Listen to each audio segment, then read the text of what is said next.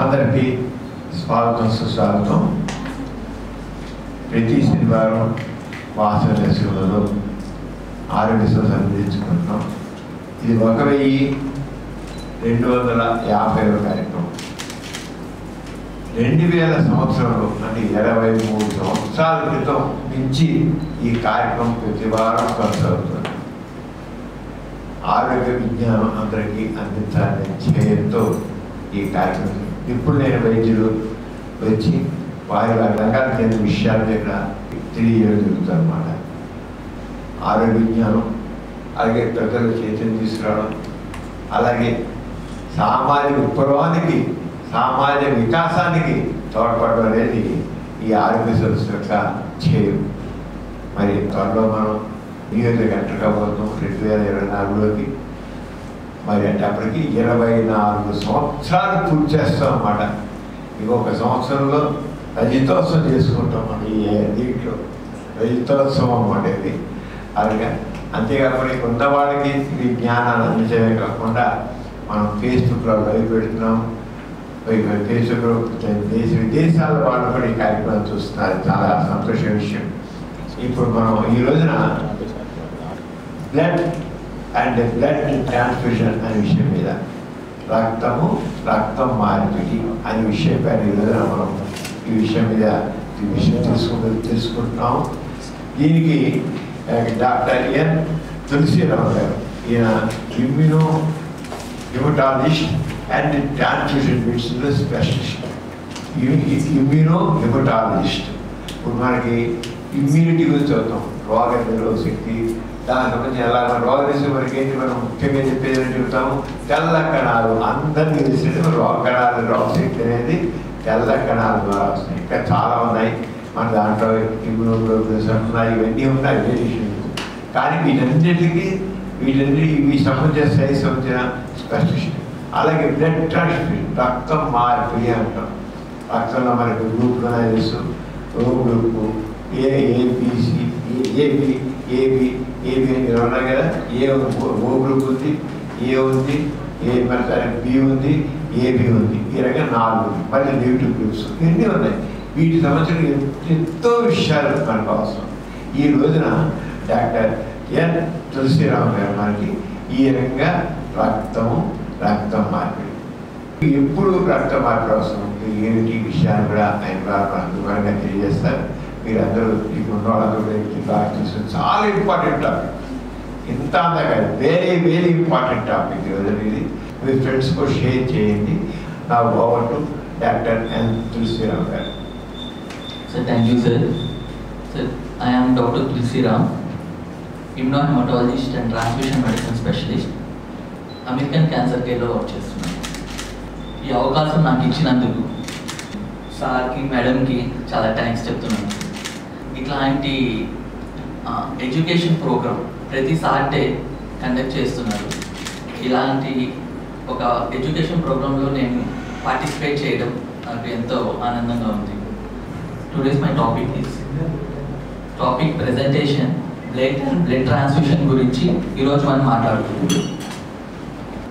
ఇవి కంటెంట్స్ ఏవేవి టాపిక్స్ కింద ఈరోజు మనం ఎక్స్ప్లెయిన్ చేస్తున్నాం. అంటే బ్లడ్ డొనేషన్ అంటే బ్లడ్ డొనేషన్కి డోనర్ ఎట్లాగా వస్తారు, ఎలాంటి డోనర్ మనం స్వీకరిస్తాము, బ్లడ్ డొనేషన్ ప్రోగ్రామ్ ఎట్లా జరుగుతుంది, ఎవరెవరిని డోనర్గా సెలెక్ట్ చేస్తాము, ఆ తర్వాత బ్లడ్ ఎలా కాంపోనెంట్స్గా సపరేట్ చేయగలుగుతారు, దాని టెస్టింగ్, ఏవేవి బ్లడ్ గ్రూప్స్ ఉన్నాయి అంటే చాలా బ్లడ్ గ్రూప్స్ ఉంటాయి కదా, positive blood groups and negative blood groups, వీటి గురించి చర్చిస్తాము. ఆ తర్వాత RH బ్లడ్ గ్రూప్ సిస్టమ్ అనగా RH బ్లడ్ గ్రూప్ సిస్టమ్ అంటే నెగిటివ్ బ్లడ్ గ్రూప్స్ గురించి ప్రెగ్నెంట్ లేడీలో ఎట్లాగా ఉంటుంది అనే దానిపైన చిన్నగా బ్రీఫ్గా డిస్క్రైబ్ చేస్తాము. ఆ తర్వాత ఎఫెరిసిస్ అనేది ఒక కొత్త టెక్నాలజీ. ఆ కొత్త టెక్నాలజీ దేనివల్ల వచ్చింది అంటే సురక్షితమైన బ్లడ్ కోసం అండ్ క్వాలిటీ కాంపోనెంట్స్ అంటే లైక్ ఎర్ర రక్త కణాలు and red blood cells, white blood cells కానీ, ప్లేట్లెట్స్ కానీ, సింగిల్ డోనర్ ప్లేట్లెట్స్ ఇవి కూడా విని ఉంటారు. వీటి కోసం కొత్త టెక్నాలజీ ఒకటి వచ్చింది. ఆ టెక్నాలజీ అనే పేరే ఎఫెరిసిస్ అన్నమాట. దీని గురించి కూడా మనం పోయే స్లైడ్స్లో వివరిస్తాం. First blood donation. Blood donation ఎట్లా జరుగుతుంది? బ్లడ్ డొనేషన్ అసలు ఆ ప్రక్రియ అనేది ఎట్లా జరుగుతుంది? జనరల్గా బ్లడ్ డోనర్స్ ఫస్ట్ ఒక వాలంటరీ బ్లడ్ డోనర్స్ తీసుకుంటాం. వాలంటరీ బ్లడ్ డోనర్స్ తీసుకున్న వాళ్ళ దగ్గర బ్లడ్ కలెక్ట్ చేస్తారు. కలెక్ట్ చేసినవి ప్రాసెస్ చేస్తారు. ప్రాసెస్ చేసింది అంటే కాంపోనెంట్గా సపరేట్ చేస్తారు. PRBC, platelets, fresh frozen plasma ఇట్లా సపరేట్ చేస్తారు. సపరేట్ చేసిన దానికి స్క్రీనింగ్ టెస్ట్. స్క్రీనింగ్ టెస్ట్ అంటే ఏంటి? HIV, hepatitis B, hepatitis C, malaria, syphilis ఈ టెస్ట్లన్నీ చేస్తారన్నమాట.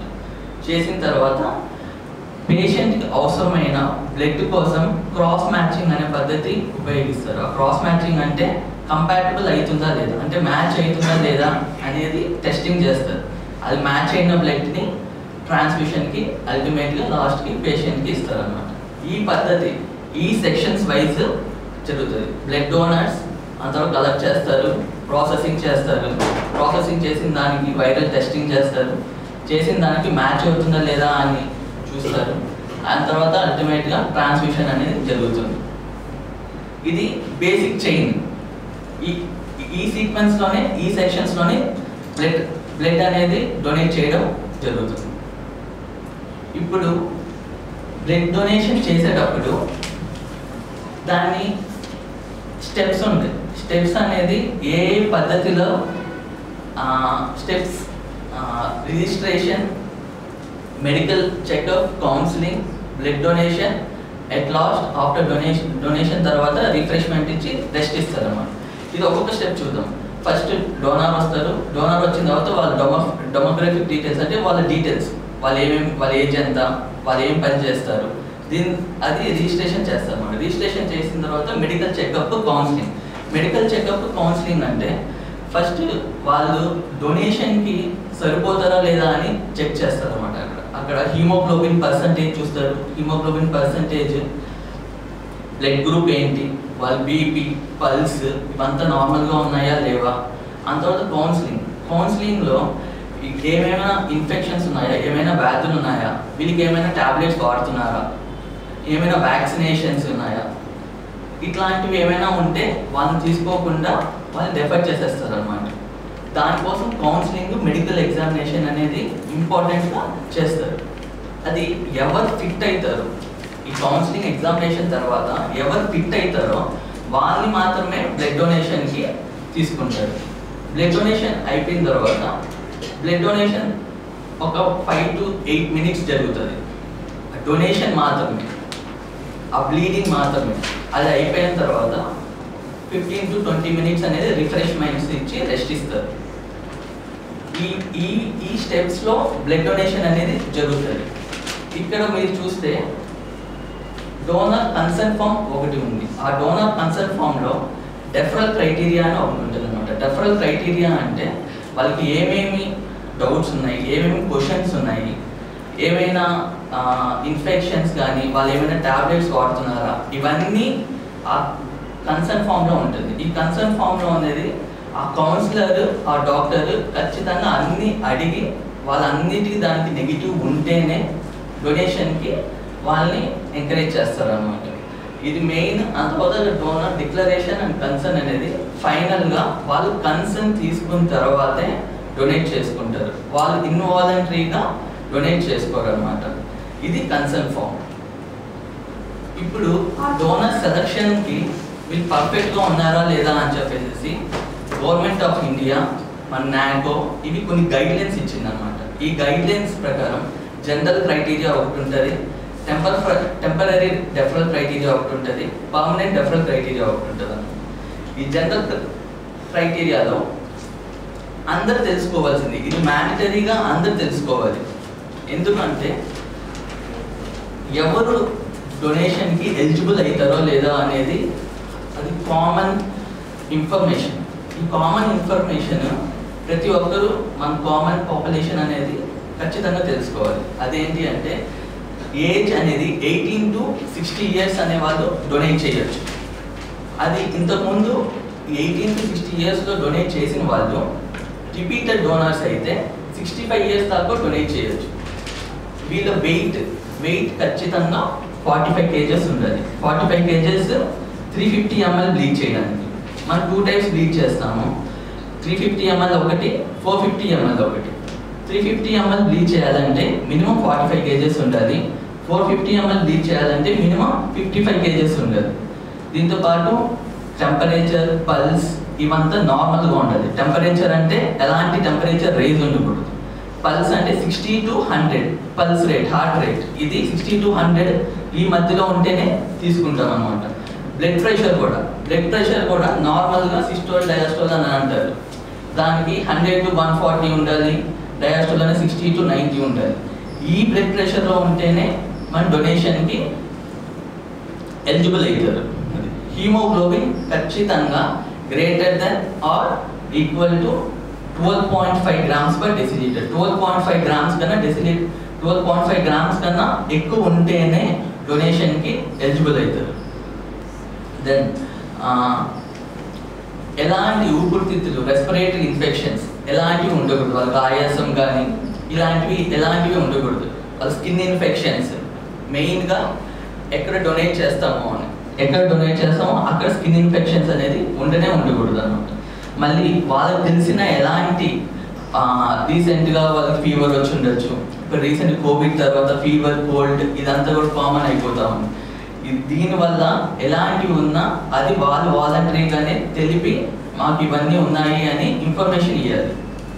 ఇది జనరల్ క్రైటీరియా. ఇప్పుడు దాకా మనం చెప్పింది. ఇప్పుడు టెంపరీ డెఫరల్ క్రైటీరియా అన్నమాట. టెంపరీ అంటే కొన్ని రోజుల వరకు వాళ్ళు బ్లడ్ ఇవ్వకూడదు. అది కూడా కొన్ని గైడ్లైన్స్ ఉన్నాయి. ఈ కొన్ని రోజులు అవి 6 months అవ్వచ్చు, 3 months అవ్వచ్చు, లేదంటే 1 year కూడా అవ్వచ్చు. అదే కొన్ని గైడ్లైన్స్ కొంతమంది ప్రెగ్నెన్సీ అయి ఉంటారు. ప్రెగ్నెంట్ లేడీ డెలివరీ అయిన తర్వాత వాళ్ళు వితిన్ 1 year వాళ్ళు డొనేషన్ చేయడానికి కుదరదు అనమాట. వాళ్ళు అట్లీస్ట్ 1 year తర్వాతే డొనేట్ చేయాలి. అట్లాగే abortions, major surgery, minor surgeries ఏమైనా జరుగుంటే వాళ్ళు కూడా 6 months తర్వాత 12 months తర్వాత డొనేట్ చేయాలి. ఎవరైనా ఇంతకుముందు బ్లడ్ ట్రాన్స్ఫ్యూషన్ తీసుకున్న వాళ్ళకి ఎలాంటి సమస్యలు ఏమైనా ఉండి అనిమిక్ అయ్యి ఏమైనా అయ్యి వాళ్ళు బ్లడ్ ట్రాన్స్ఫ్యూషన్ తీసుకుంటే వాళ్ళు కూడా 1 year తర్వాత డొనేట్ చేయొచ్చు. ఆ తర్వాత tooth extraction, dental surgery, malaria, fevers, typhoid ఇట్లాంటి ఉన్న వాళ్ళకి 3 months, 12 months అనే పద్ధతి లెక్కన డెఫర్ చేసి దాని తర్వాత తీసుకునే ఆస్కారం ఉంటుంది. Permanent referral criteria. పర్మనెంట్ అంటే వాళ్ళు పర్మనెంట్గా అసలు డొనేట్ చేయడానికి ఎలిజిబులే కాదు. అలాంటి వాళ్ళు కూడా అసలు డొనేట్ చేయకూడదు. అలాంటివి కొన్ని ఏంటి అంటే cancer, heart disease, diabetes, insulin పైన ఉంది, hepatitis, kidney disease, liver disease, heart disease ఇలాంటివి ఏమైనా ఉంటే వాళ్ళు అస్సలు డొనేట్ చేయకూడదు. నార్మల్గా ఆస్తమా ఉంటుంది. ఆస్తమా ప్రొలాంగ్ వాళ్ళు ఇన్హేలర్స్ వాడుతూ ఉంటారు. వాళ్ళు అసలు డొనేట్ చేయకూడదు. ఇది పర్మనెంట్గా వాళ్ళ లైఫ్లోనే ఇంకా బ్లడ్ డొనేట్ చేయడానికి కుదరదు అనమాట. బ్లడ్ డొనేట్ చేసే ముందర ఏమేమి జాగ్రత్తలు తీసుకోవాలి? వాళ్ళు ఇప్పుడు డొనేట్ చేయడానికి వచ్చినప్పుడు వాళ్ళ బ్లడ్ డొనేషన్ ముందర ఏమేమి జాగ్రత్తలు తీసుకోవాలి? అక్కడ ఎక్కువ ఫ్లూయిడ్స్ తీసుకోవాలి. లైక్ వాటర్, జ్యూసెస్, ఎక్కువ ఫ్లూయిడ్స్ తీసుకోవాలి. వాళ్ళు ఫుల్లీ హైడ్రేటెడ్గా ఉండాలి.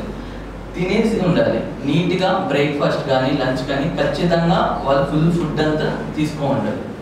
ఆ తర్వాత వాళ్ళు డొనేట్ చేసేటప్పుడు కంఫర్టబుల్ క్లోత్స్ వేసుకోవాలి. కంఫర్టబుల్ క్లోత్స్ అంటే కాటన్ క్లోత్స్, లూజ్గా ఉండడం, అట్లా టైట్గా ఉండేసి ఇట్లాంటి ఉన్న క్లోత్స్ వేసుకోవడానికి కుదరదు. ఈ రోజు డొనేట్ చేస్తుంటే ముందర రోజు నైట్ ఖచ్చితంగా ఒక 8 hours మంచి స్లీప్ ఉండాలి అన్నమాట. ఆ తర్వాత ఏమైనా మెడికల్ హిస్టరీ, ఏమైనా ఇబ్బందులు ఏమైనా ఉంటే వాళ్ళు ఏమైనా ఫేస్ చేస్తూ ఉంటే అది డాక్టర్ ముందు నీట్గా ఎక్స్ప్లెయిన్ చేయాలన్నమాట. ఇవన్నీ ఎందుకు చేయాల్సి వస్తుంది అంటే బ్లడ్ డొనేషన్ అనేది ఒక 350 ml అనేది మనం ఒకేసారిగా లైక్ ఒక 5 minutes 6 minutesలో మనం ఎక్స్ట్రాక్ట్ చేసేస్తాం. ఇది చేసినప్పుడు అంత వాల్యూమ్ ఆఫ్ బ్లడ్ మనం బయటికి వచ్చేసేస్తే మనకి సింకోపల్ రియాక్షన్, సింకోపల్ అంటే కళ్ళు తిరగడం, ఇలాంటి రియాక్షన్స్ అన్నీ వస్తాయి అన్నమాట. ఎందుకంటే సడన్గా మనం ఒక అంత వాల్యూమ్ బ్లడ్ తీస్తే బ్రెయిన్కి బ్లడ్ సప్లై లేక కళ్ళు తిరిగి పడిపోవడం ఇవన్నీ జరుగుతాయి. ఇలాంటివన్నీ మనము జాగ్రత్తగా తీసుకోవాలి అంటే ఇట్లాగా ఫుల్ వాటర్ తీసుకోవాలి, బాగా తినాలి, ఎలాంటి స్ట్రెస్ లేకుండా కండిషన్స్లో మనం బ్లడ్ ఇవ్వడానికి ఎంకరేజ్ చేయాలన్నమాట. అలాంటి స్ట్రెస్ లేకుండా ఉన్న కండిషన్స్ ఏంటి అంటే ఫుడ్ బాగా తీసుకోవడం, వాటర్ బాగా తీసుకోవడం, నైట్ నీట్గా స్లీప్ 8 hours నిద్రపోవడం, నైట్ డ్యూటీ ఏం చేయకుండా ఉండాలి, మళ్ళీ ఇప్పుడు వచ్చేటప్పుడు జర్నీ చేసుకుంటూ రావడం, ఇవన్నీ చేయకూడదు అనమాట. ఇవన్నీ చేస్తే స్ట్రెస్ఫుల్ కండిషన్స్లో ఇట్లాంటి రియాక్షన్స్ వచ్చే ఛాన్సెస్ ఎక్కువ ఉంటుంది. డొనేట్ చేసిన తర్వాత నార్మల్గా బ్లడ్ ఏమవుతుంది, ఫస్ట్ డొనేషన్కి వస్తారు, డొనేషన్ చేస్తారు, అది బ్లడ్ బ్యాంక్ వెళ్తుంది. బ్లడ్ బ్యాంక్లో అన్ని కాంపోనెంట్స్ సపరేట్ చేస్తారు. రెడ్ బ్లడ్ సెల్స్ చేస్తారు, రెడ్ బ్లడ్ సెల్స్ అంటే ఎర్ర రక్త కణాలు, అది సపరేట్ చేస్తారు. అంత ప్లాస్మా సపరేట్ చేస్తారు, అంత ప్లేట్లెట్స్, ఈ 3 సపరేట్ చేసిన తర్వాత దానికి టెస్టింగ్ జరుగుతుంది. టెస్టింగ్ జరిగిన తర్వాత ఏ కాంపోనెంట్ అంటే ఏ ఆర్బీసీ సెల్స్ అంటే ఆర్బీసీ సెల్స్ రక్త కణాలు 2 to 8 degrees సెంటిగ్రేడ్లో స్టోర్ చేస్తారు అన్నమాట. ప్లేట్లెట్స్ అనేది రూమ్ టెంపరేచర్ అంటే 22 to 24 degrees సెంటిగ్రేడ్లో స్టోర్ చేయాలి. అందులో plasma -30 degrees centigrade deep freezers ఉంటాయి. ఈ డీప్ ఫ్రీజర్స్ అనేది దాంట్లో స్టోర్ చేస్తారు. అట్లా స్టోరేజ్ జరుగుతుంది. జరిగిన తర్వాత ఏ పేషెంట్కి అవసరం అవుతుందో వాళ్ళు క్రాస్ మ్యాచ్ చేసి ఇస్తారు అన్నమాట. ఇది డొనేషన్ తర్వాత జరిగే ప్రక్రియ. ఇది అయిపోయిన తర్వాత డోనర్కి ఎట్లా ఉండాలి, బ్లడ్ డొనేషన్ అయిపోయిన తర్వాత డోనర్ ఎట్లా రిలాక్స్ అవుతాడు. డొనేషన్ అయిపోయిన తర్వాత ఒక 15 minutes ఆ బెడ్ పైనే రిలాక్స్ అవ్వాలన్నమాట. ఎక్కడికి మూవ్మెంట్ అవ్వకుండా అక్కడే రిలాక్స్ అవ్వాలి. 15 minutes రెస్టింగ్ అనమాట. ఇచ్చేసిన తర్వాత వాళ్ళకి అడ్యుకేట్ ఫ్లూయిడ్స్ ఇస్తాం. డొనేట్ చేసిన తర్వాత కూడా వాళ్ళు ఎక్కువ ఫ్లూయిడ్ ఎంకరేజ్ చేయాలి. జ్యూస్ కానీ ఏదో ఒకటి, జ్యూస్ కానీ ఫ్రూట్ జ్యూస్, మిల్క్, అది వాటర్, ఇవి ఎంకరేజ్ చేస్తాం అన్నమాట. ఆ తర్వాత అయిపోయిన తర్వాత బ్యాండేజ్ చేస్తారు. ఆ బ్యాండేజ్ 6 hours తీసేసేయాలి. తీసేసిన తర్వాత వాళ్ళు ఎలాంటి ఆ రోజు డొనేట్ చేసిన తర్వాత ఎలాంటి ఎక్సర్సైజ్, గ్రౌండ్కి వెళ్ళి ఆడుకోవడం, జిమ్కి వెళ్ళడం, బైక్ తోలడం, స్మోకింగ్ చేయడం, ఆల్కహాల్ తాగడం, డొనేట్ చేయకముందు చేయకూడదు, చేసిన తర్వాత కూడా చేయకూడదు అనమాట. ఇవన్నీ ఏం జరుగుతుందంటే మళ్ళీ ఇందాక చెప్పిన ఇట్లాంటి రియాక్షన్స్ వచ్చే ఛాన్సెస్ చాలా ఎక్కువ ఉంటుంది. అందుకని అది చేసిన తర్వాత ఆ రోజుటి వరకు ఎలాంటివి చేయకూడదు. వాళ్ళు ఫుడ్ బాగా తీసుకోవాలి, ఎక్కువ ఫ్లూయిడ్స్ తీసుకోవాలి, ఆ రోజు అంతా రెస్ట్ తీసుకొని నెక్స్ట్ డే నుంచి their life activities correct as usual అట్లా చేసుకోవచ్చు అన్నమాట. ఫుడ్ రిస్ట్రిక్షన్ అనేది ఏమీ ఉండదు. Benefits of blood donation. అసలు బ్లడ్ డొనేషన్ వల్ల మనకు అసలు ఎలాంటి బెనిఫిట్స్ ఉంటాయి, అసలు ఉంటాయా ఉండవా? బ్లడ్ డొనేషన్ చాలా మందికి డౌట్స్ ఉంటాయి. బ్లడ్ డొనేషన్ వల్ల మన నుంచి బ్లడ్ వెళ్ళిపోతూ ఉంటుంది, దానివల్ల మనకేంటి ఉపయోగం, మన ఉపయోగం లేని మనం ఎందుకు చేయాల్సి వస్తుంది అన్నట్టు ఒక అపోహలో ఉంటారు. దానికి బ్లడ్ డొనేషన్ వల్ల చాలా ఉపయోగాలు ఉంటాయి అన్నమాట డోనర్కి. దాంట్లో ఒకటి ఏంటి అంటే బ్లడ్ డొనేట్ చేసేయడం వల్ల హార్ట్ అటాక్స్ కానీ హార్ట్ సంబంధించిన ప్రాబ్లమ్స్ అన్నీ రావు. ఎందుకు అంటే దాంట్లో మనం బ్లడ్ డొనేషన్ చేసేటప్పుడు ప్లాస్మా అనేది తీసేస్తాం. ప్లాస్మా తీసేస్తే దాంట్లో కొలెస్ట్రాల్ అనేవి కూడా ఉంటాయి. ఆ కొలెస్ట్రాల్ అనేవి కూడా మనం 350 ml తీస్తున్నామంటే ఎంతో కొంత కొలెస్ట్రాల్ అనేది బయటికి వెళ్ళిపోతూ ఉంటుంది. దానివల్ల హార్ట్కి ఆ స్ట్రెస్ అనేది తగ్గుతుంది అనమాట. అందుకని ఎలాంటి హార్ట్ అటాక్స్ కానీ రెగ్యులర్ వాలంటరీ డోనర్స్ మీరు ఒకవేళ చూస్తే ఎలాంటి హార్ట్ అటాక్స్ కానీ వాళ్ళకి ఎక్కువ ఉంటుంది. ఎందుకంటే ఈ వైపు నుంచి కొలెస్ట్రాల్ అనేది తీసేయడం జరుగుతుంది. ఆ తర్వాత క్యాన్సర్ రిస్క్ కూడా ఉండదు. బ్లడ్ డొనేట్ చేస్తే క్యాన్సర్ రిస్క్ ఎందుకు ఉండదు అనే డౌట్ వస్తుంది. క్యాన్సర్ రిస్క్ ఎందుకు ఉండదు అంటే మన బ్లడ్ మన బాడీలో ఉండడం వల్ల ఐరన్ కంటెంట్ అనేది ఎక్కువ జరుగుతూ ఉంటుంది, బాడీలో ఎక్కువ ఇంక్రీజ్ అవుతూ ఉంటుంది. ఐరన్ వల్ల కొన్ని టైప్స్ ఆఫ్ క్యాన్సర్స్ వస్తాయి. హీమోక్రోమటోసిస్, ఇలాగ కొన్ని క్యాన్సర్స్ ఉంటాయి అన్నమాట. ఇలాంటి సమయంలో మన రెగ్యులర్ వాలంటరీ డోనర్ బ్లడ్ తీసేయడం వల్ల ఐరన్ కంటెంట్ తగ్గిపోయేసి ఇలాంటి హీమోక్రోమటోసిస్ అనే డిసీజ్ అనేది తగ్గిపోతాయి. ఈ రకంగా క్యాన్సర్ రిస్క్ అనేది కూడా ఉండదు. అంత తర్వాత ఇప్పుడు రెగ్యులర్గా వాలంటరీ డోనర్ బ్లడ్ డొనేషన్ చేయడం వల్ల మనకు కొత్త ఆర్బీసీ సెల్స్ వస్తాయి. కొత్త ఆర్బీసీ సెల్స్ వస్తే దాని ఆక్సిజన్ క్యారింగ్ కెపాసిటీ అనేది ఇంక్రీజ్ అయ్యి మన ఆర్గన్స్ అన్ని ఇంకా హెల్తీగా ఉంటుంది, మనం మోర్ ఎనర్జెటిక్గా ఉంటాం.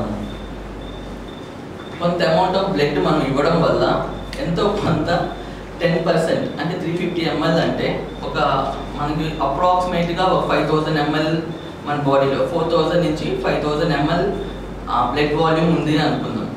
అంటే అప్రాక్సిమేట్గా వెయిట్ బట్టి బ్లడ్ వాల్యూమ్ ఉంటుంది. దీంట్లో 350 ml to 450 ml అంటే అప్రాక్సిమేట్ 10% ఆఫ్ బ్లడ్ మనం రిమూవ్ చేస్తున్నాం. అంటే దీని అర్థం ఏంటి అంటే ఒక 10% ఆఫ్ మన వెయిట్ రిడక్షన్ జరిగినట్టు. ఈ రకంగా మనం వెయిట్ లాస్ కూడా అయ్యే ఛాన్స్ ఉంటుంది. తర్వాత ఇట్లా బ్లడ్ ఇవ్వడం వల్ల సైకలాజికల్గా మీరు చాలా యాక్టివ్గా ఉంటారు. అది ఎట్లా జరుగుతుంది అంటే మీరు బ్లడ్ ఇవ్వడం వల్ల అది వెళ్ళేసి ఇంకో వాళ్ళకి హెల్ప్ చేస్తుంది అనే సైకలాజికల్గా మీరు చాలా ఎంకరేజింగ్గా అవుతారు అనమాట. అవి ఒక హెల్ప్ చేసేమనే పాజిటివ్ మోటివ్లో మీరు అట్లాగా హ్యూమన్ సొసైటీ అవేర్నెస్కి మీరు చాలా హెల్ప్ చేసినట్టు మీరు హ్యాపీగా ఫీల్ అయ్యి సైకలాజికల్గా యాక్టివ్గా ఉంటారు. ఇవన్నీ బెనిఫిట్స్ ఆఫ్ బ్లడ్ డొనేషన్. ఇట్లాంటివి ఇంకా చాలా ఉంటాయి. ఇప్పుడు కొంతమందికి మూఢనమ్మకాలు ఉంటాయి. అంటే బ్లడ్ డొనేషన్ చేస్తే వీక్ అయిపోతారు, లేదు అంటే బ్లడ్ డొనేషన్ వల్ల ఏమైనా ఇన్ఫెక్షన్స్ రావచ్చు, అమ్మాయిలు బ్లడ్ డొనేట్ చేయకుండా ఉండాలి నార్మల్గా, మళ్ళీ అమ్మాయిలు అనేది మెన్స్ట్రువల్ సైకిల్లో ఎప్పుడు డొనేట్ చేయొచ్చు, ఎప్పుడు డొనేట్ చేయకూడదు అనేది ఒకటి. ఎన్నిసార్లు డొనేట్ చేయాలి, అసలు ఒక్కసారి డొనేట్ చేస్తే చాలు ఇంకా లైఫ్ లాంగ్ డొనేట్ చేయకూడదు అనే ఈ మూడు నమ్మకాలన్నీ ఉంటాయి. దానికి కూడా ఇది నార్మల్గా బ్లడ్ డొనేషన్ అనేది వీక్ చేసేస్తుంది అనుకుంటారు, కానీ అసలు అది వీక్ జరగడానికి వీలే లేదనమాట. ఎందుకంటే రెగ్యులర్గా ఎవ్రీ 3 months డొనేట్ చేస్తారు. 3 months దాకా మీరు డొనేట్ చేసిన 3 months దాకా వీక్ అవ్వడమే ఛాన్సే ఉండదు. అది ఇంకొకటి ఏంటి అంటే బ్లడ్ డొనేషన్ వల్ల ఇన్ఫెక్షన్స్ వస్తాయి. మీరు బ్లడ్ ఇచ్చేటప్పుడు ఇన్ఫెక్షన్స్ వస్తాయి అనుకుంటారు, కానీ ఇదంతా ఈ బ్లడ్ డొనేషన్ అంతా ఒక ఏసెప్టిక్ ప్రికాషన్స్ తీసుకొని అంత స్టెరైల్లో చేస్తారు. అంత సింగిల్ డిస్పోజబుల్ కిట్సే యూజ్ చేసి ఇన్ఫెక్షన్స్ రావడం అనేది 99% అనేది ఇంపాసిబుల్. అవి కూడా జరగవు. అంత తర్వాత ఉమెన్స్ గర్ల్స్ బ్లడ్ డొనేట్ చేయొచ్చా? ఖచ్చితంగా చేయొచ్చు అనమాట. ఓన్లీ వాళ్ళు ప్రెగ్నెంట్ అయినప్పుడు మెన్స్ట్రువల్ సైకిల్ అంటే మెన్స్ట్రుయేషన్ జరిగేటప్పుడు ఆ 3 days కానీ ఆ 5 days తప్ప మిగతా అన్ని రోజులు ఫీమేల్స్ కూడా డొనేట్ చేయొచ్చు అనమాట. దాని తర్వాత ఒక్కసారి డొనేట్ చేయాలా? కాదు, ఎవ్రీ 3 monthsకి ఒకసారి డొనేట్ చేయొచ్చు. ఎవ్రీ 3 monthsకి ఒకసారి డొనేట్ చేయొచ్చు. ఇవి బ్లడ్ డొనేషన్ గురించి. నెక్స్ట్ బ్లడ్ కాంపోనెంట్స్ అంటే బ్లడ్లో ఏమేమి విభాగాలు ఉంటాయి, దాన్ని ఎలా ప్రిపేర్ చేస్తారు, ఎక్కడ స్టోర్ చేస్తారు, దీని గురించి మాట్లాడుతుంది. బ్లడ్లో కాంపోనెంట్స్ హోల్ బ్లడ్ అనేది normal blood main thing. Whole బ్లడ్లో నుంచి ప్యాక్డ్ రెడ్ సెల్స్ అంటే ఎర్ర రక్త కణాలు, అంటే ప్లేట్లెట్స్, ఫ్రెష్ ఫ్రోజన్ ప్లాస్మా, క్రయోప్రెసిపిటేట్ అనేది దాంట్లో క్లాటింగ్ ఫ్యాక్టర్స్, ప్లాస్మాలో క్లాటింగ్ ఫ్యాక్టర్స్ ఉంటాయి, క్రయోప్రెసిపిటేట్లో కూడా క్లాటింగ్ ఫ్యాక్టర్స్ ఉంటాయి. ఇవి క్రయోప్రెసిపిటేట్ అనేది ప్లాస్మా నుంచి సపరేట్ చేస్తారు అనమాట. నార్మల్గా మనకి 3 components. ఒక ప్లాస్మా నుంచి సపరేట్ చేయడం వల్ల క్రయోప్రెసిపిటేట్ అనేది ఎక్స్ట్రా కాంపోనెంట్ వస్తుంది. ప్లాస్మాలో క్రయోప్రెసిపిటేట్లో 2 క్లాటింగ్ ఫ్యాక్టర్స్ అంటే బ్లీడింగ్ అయినప్పుడు ఉపయోగపడే ఫ్లూయిడ్ అనమాట. ఇప్పుడు హోల్ బ్లడ్ నుంచి ఈ 3 components సపరేట్ చేస్తారు. రెడ్ సెల్స్ అనేది ఎర్ర రక్త కణాలు, ప్లేట్లెట్స్, ఫ్రెష్ ఫ్రోజన్ ప్లాస్మా. ఇది ఎలా సపరేట్ అవుతాయి, ఎలా సపరేషన్ జరుగుతుంది అనేది ఇప్పుడు మనం చూద్దాం. ఇక్కడ ఈ ఫిగర్ చూస్తే ఈ హోల్ బ్లడ్ అనేది పెడతారు అనమాట. ఈ హోల్ బ్లడ్ పెట్టినప్పుడు సెంట్రిఫికేషన్ అంటే తిరుగుతుంది మిషన్. దీన్ని ఈ స్పెసిఫిక్ గ్రావిటీ అంటే ఒక్కొక్క కాంపోనెంట్ ఎర్ర రక్త కణాలది, ప్లేట్లెట్స్ది, వైట్ బ్లడ్ సెల్స్ది ఈ వెయిట్ పట్టి ఒక్కొక్క వెయిట్లో పట్టి అరేంజ్ అవుతాయి అన్నమాట. అరేంజ్ అయినప్పుడు దాని సపరేషన్ జరుగుతుంది. అది మనం ముందుకు చూద్దాం. అసలు ఫస్ట్ ఇది బ్లడ్ కాంపోనెంట్స్ సపరేషన్ అసలు ఎందుకు జరగాలి? హోల్ బ్లడ్ ఇవ్వచ్చు కదా, హోల్ బ్లడ్ ఇవ్వకుండా మళ్ళీ ఎర్ర రక్త కణాలు ఇవ్వడం, మళ్ళీ ప్లేట్లెట్స్ ఇవ్వడం, క్రయోబిస్ప్లేట్ ఇవ్వడం, ఇవంతా ఎందుకు అంటే ఇప్పుడు హోల్ బ్లడ్ వల్ల, హోల్ బ్లడ్ అనేది ఇప్పుడున్న జనరల్ పాపులేషన్లో, ఇప్పుడున్న జనరేషన్లో హోల్ బ్లడ్ అనేది 90% అనేది ఎవరు యూజ్ చేయటం లేదు. ఎందుకంటే హోల్ బ్లడ్ వల్ల వాల్యూమ్ ఎక్కువ ఉంటుంది, ప్లాస్మా ఉంటుంది, దాంట్లో మనం యాంటీకోయాగులెంట్ అంటే అది క్లాట్ అవ్వకుండా ఉపయోగించే ఒక ద్రవం అన్నమాట. దీనివల్ల వాల్యూమ్ అనేది ఎక్కువ అవుతుంది. ఇలాంటి కాంపోనెంట్ హెవీ వాల్యూమ్ ఉన్నప్పుడు ఇది ఇస్తే రియాక్షన్స్ వచ్చే ఛాన్సెస్ పేషెంట్కి చాలా ఎక్కువ.